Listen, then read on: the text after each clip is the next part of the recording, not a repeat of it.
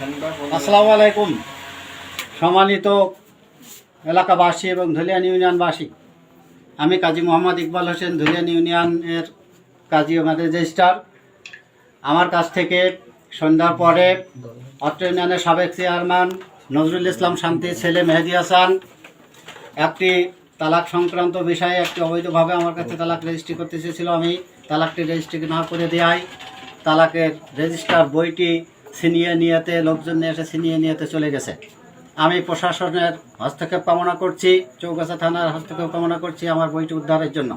আমি আরও বিনটন জানাচ্ছি, আমার প্রাণনাশের হুমকি দিয়েছে এবং তার মাস্তান বাহিনী আমাকে ছুরিকাঘাত করার জন্য বিভিন্ন উত্তেজিত করেছে এবং আমার ঘরের ভিতরে তারা ভাঙচুর করতে চলে গেছে। আমি আপনাদের কাছে দৃষ্টি আকর্ষণ করছি, বিষয়টি নিয়ে দ্রুত সরিয়ে দিন এবং শেয়ার করুন। মেহেদি হাসান তার কুচক্রী মহল দিয়ে এবং সন্ত্রাসী বাহিনী দিয়ে ধুলিয়ানি কাজী অফিসের তালাকের কাজী রেজিস্টার বই ছিনিয়ে নিয়ে চলে গেছে।